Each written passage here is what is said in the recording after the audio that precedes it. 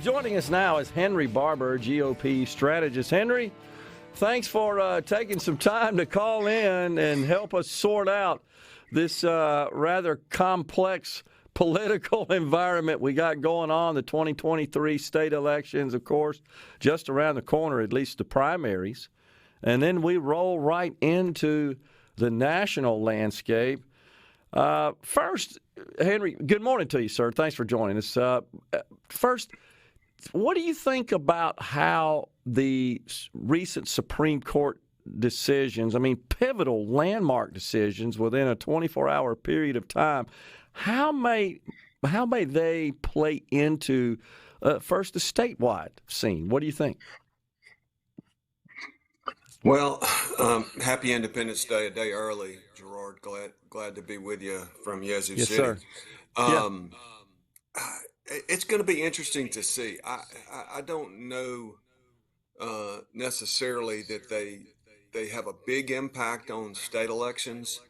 Clearly, federal elections and the presidential election, and we saw in the 22 election with Congress that the Dobbs decision, reversing Roe v. Wade, clearly motivated Democrats, and they overperformed. And I think a lot of Republicans a lot of Republican candidates didn't really know what to say, and they should have just stuck to their beliefs. But a lot of them kind of went silent, and so I think it worked against us in the 22 cycle. And it'll be interesting to see about the 24, but I'm not sure, Gerard, that I see it impacting, say, the governor's race or the lieutenant governor's race. Okay. But it's fascinating, though. It definitely is. Well, let's start with the state elections. Let's start at the top of the ticket, the governor's race.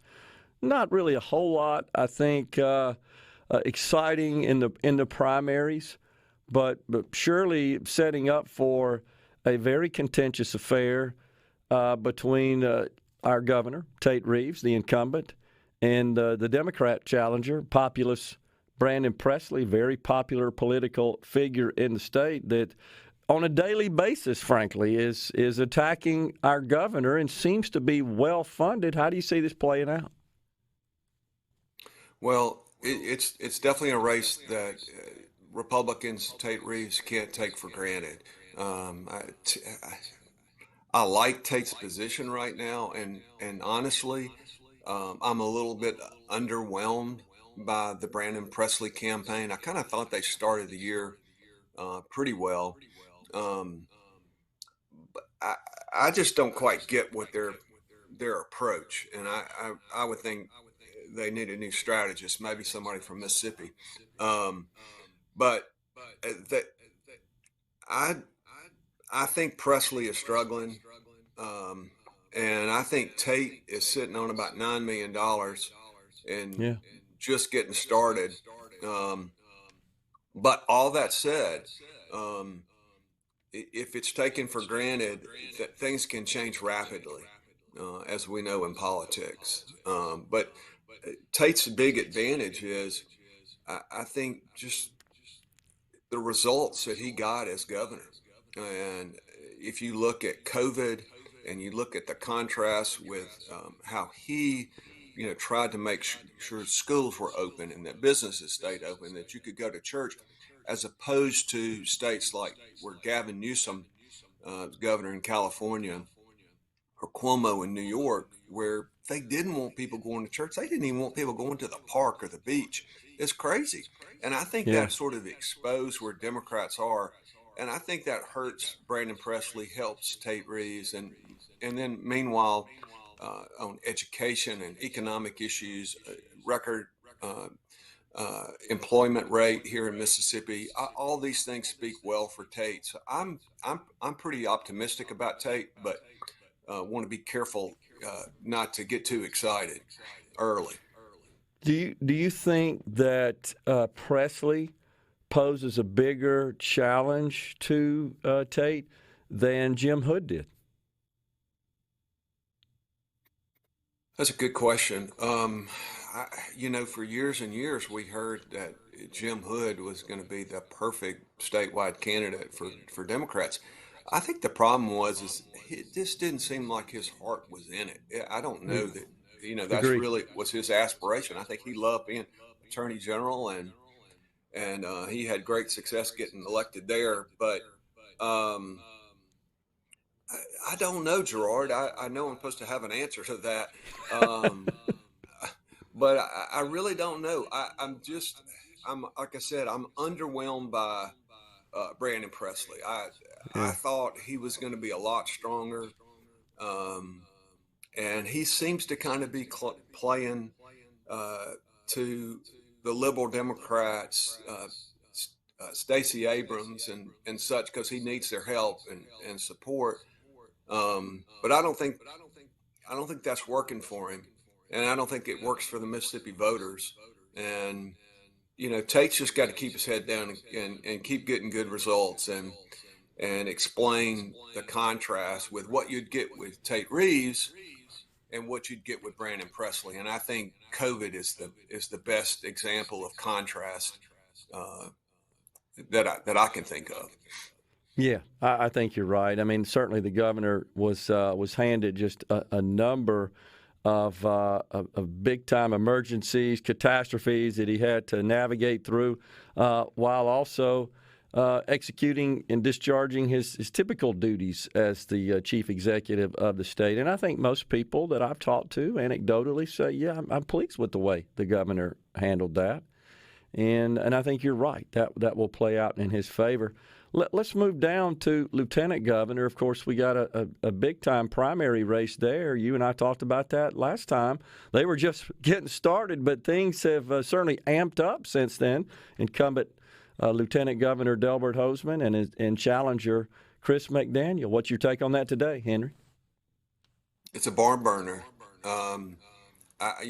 McDaniel, according to a poll that Magnolia Tribune put in their paper about a week ago, has McDaniel up 45-40 over the incumbent. And this is with McDaniel essentially spending no money. Yeah, doesn't have any. Just He kind of doesn't doing have his any. thing. He Yeah, doesn't have any, my Henry. understanding is, yeah, he had to give about $400,000 or $500,000 back that he got some form or fashion, not legally, Right. and I bet you that money reappears from some other PAC, some sort of independent expenditure. I will bet money that it'll get spent before August the 8th, and it won't be a positive message either about our lieutenant governor. Um, but but Chris McDaniel can do more politically with less money than most any politician. He is particularly talented political performer, Agree. and so Delbert, I know, is not taking him for granted. But I think we've got a barn burner, and it's going to come down to basically the next month leading up to the August 8th primary. I think Delbert needs to remind people of his conservative credentials, which I think so many people concerned about voter election integrity and voter integrity for that matter. And I think the reality is Delbert Hosemann, most people don't know it, is the father of voter ID in Mississippi. Wouldn't have happened without his That's right. leadership. That's right. And I think voter ID is the foundation of election integrity, of having free and fair elections, showing a photo ID. So I think Delbert deserves a lot of credit there. And I think that he, along with the governor and the speaker, has got a long list of accomplishments. A lot of the things that Tate's talking about. Well, the lieutenant governor and speaker, the Senate and the House, they can take credit for these things related to education and the economy. So I think Delbert has a lot to talk about. But I do sense that the message needs to get more to contrast, and we got to get, the bench is fine, those ads, but it's time to have some contrast, because I do think Chris McDaniel in that poll leading, it should send a message to the Hoseman campaign. Can you hang with us, Henry? We're up against a break right here. Can you stay through the break? Talk some more? Yes, sir. Yes, sir. You're the boss.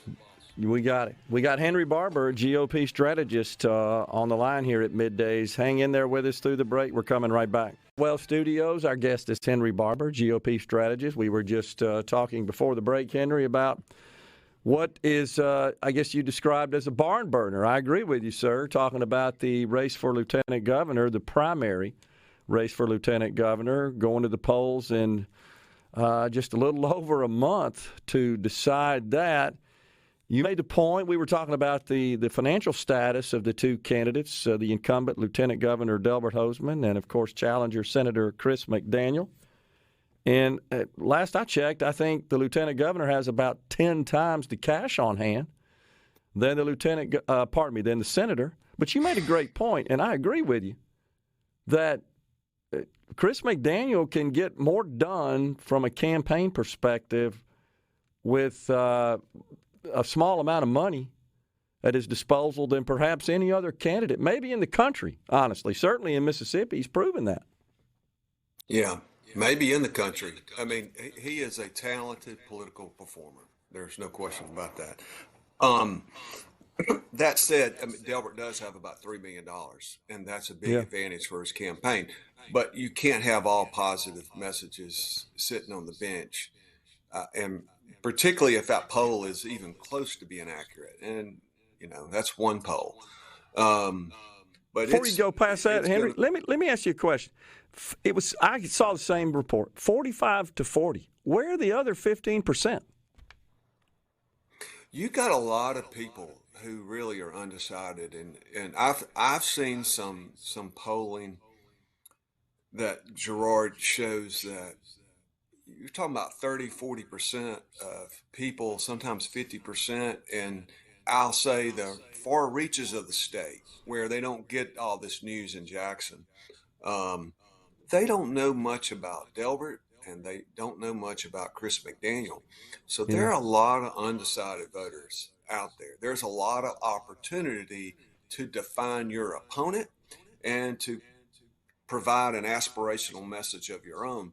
So there's a long ways to go in this campaign to determine who's going to win, who's going to help lead our state by being the head of the Senate. It is a big deal, and it will affect the trajectory of our state politically and who wins this election and who loses. Yeah, there's no doubt. And of course, Delbert was on last week with Paul Gallo. I don't know if you caught that interview, but he made the point that the way our Constitution works, that the Senate itself adopts the rules. I'm not sure if it's for the entire term or for the session, but nonetheless, the lieutenant governor is not automatically installed as the presiding officer over the chamber, that the Senate has to adopt rules to confer that power to the lieutenant governor, and that includes making committee assignments, signing bills. Is that the correct understanding, Henry? Yeah, certainly the senators have the power if they want to run the place, but I hadn't seen it happen in my lifetime. No, agree. And so right now, what matters is these candidates getting out and giving their message, and ultimately, who's going to go vote? In primaries, a lot of times, turnout is hugely important. There's not a lot going on at the statewide level on the Republican side, except for the lieutenant governor's race for the most part, and you've got some local races. But are people in Rankin County going to turn out in big numbers? Are people in Madison County? Are people in Jones County? Are people in Pearl River County? I mean, so those campaigns have got a lot to do other than just, ads. They really need to have the organizational push to turn out their voters and persuade people in the closing weeks of the campaign. And that's where I think Delbert has an advantage because he's got a lot of money. But as we have agreed, that Chris McDaniel is a social media powerhouse, and so if it's a lower turnout deal, I think that plays to Chris McDaniel's advantage. Interesting. And of course, one thing that would, I would think, pull voters to the polls on Election Day is if in their particular districts there are contentious primary races for the legislative offices, right? If they're contentious races that are getting a lot of attention, a lot of ads, and so forth. Or for sheriff or supervisor, Yeah, people yeah, get out and vote for those races. Those are, you're right. they care a lot more about them. And I would say, Delbert is strong in sort of Metro Jackson, and but I don't think we have a lot of contentious local Republican primary races Don't. in that area. So if I was the Delbert Husband campaign, I would really be focused on making sure to maximize turnout in those places where you're strong. Um, and we know Chris McDaniel's strong in the Pine Belt. We know from previous campaigns, he ran well in DeSoto County and Pearl River County. Um, and I would imagine that his campaign is going to try to do everything they can to maximize turnout there. But I think the Husband campaign's got to make sure their message reaches those counties, because I am convinced that there are a lot of voters in places like Hancock County and Pearl River County or DeSoto County or Marshall County. They don't know much about either candidate. Yeah. And so if I'm Delbert and I got all this money, I'm making sure people understand, hey, voter ID, are you familiar with that? Wouldn't have happened without me. And talk about what he's done and related to crime. People in DeSoto County are very concerned about crime coming down from Memphis. Mm-hmm. Well, Delbert has fought hard to give us more prosecutors, to give longer sentences for violent criminals. These are things that I think they're talking about. I would talk about them more. Yeah. Yeah, of course, on the McDaniel side, just to balance it out, they maintain that Delbert single-handedly blocked elimination of the income tax, as an example, and the ballot measure process, which is yet to be reinstated after the Supreme Court struck it down. They maintain that the lieutenant governor was the obstacle there. There was also they're mad about, they point this out a lot, about his appointment of Democrats to a couple of key committees in the Senate. I personally think that's a bit overblown, honestly. And when I looked at those committees, Henry, and the bills they got, I don't know that it would have made a whole lot of difference had a Republican, been in charge. And, of course, as you know, we got more committees than we got Republicans in the Senate. So I don't see that as a big issue. The income tax, the ballot measure, they point that out. The other one with respect to voter ID, and I'll be quiet and let you talk, is the go tell Donald Trump to jump in the lake or the Gulf or whatever it was. And that goes back to 2016. And my understanding when I researched that was Donald Trump was wanting some personal information on voters that the Secretary of State said, no, we're not going to give that to you. Yeah. Well, you're exactly right. Both candidates have plenty to talk about. They got plenty of ammunition, and for those of us who enjoy politics, this is going to be an entertaining month, leading up to August 8th, and this is the marquee race. There's no question about it. On the Democrat side, they got all their infighting, and it turns out their chairman, who is obviously an esteemed lawyer, seemed to me to get caught talking about the Democrat National Committee making an illegal earmark contribution to the state party and tell them, oh, by the way, you got to give it to the governor. The governor's race, that is, and Brandon Presley, which is illegal. And so Democrats got their own problems. But it's going to be interesting, and then of course 24 is just around the corner, and Senator Roger Wicker intends to be renominated as our U.S. Senator come March, And so we will be off and running very quickly into 24. And then much less, you got Iowa, you got New Hampshire, South Carolina, the presidential primary. You got an opportunity for Republicans to take the Senate. Huge opportunity to really sort of change the direction of the country away from where our friend Joe Biden's taking it. No doubt about it. Henry, always good to see you, sir. Appreciate your insight and your analysis. Really do. And I'm sure we'll be talking some more as we approach the elections. Thanks a lot. And you have a good Independence Day. Thanks a lot. Thank you, brother. Nice try. You got it.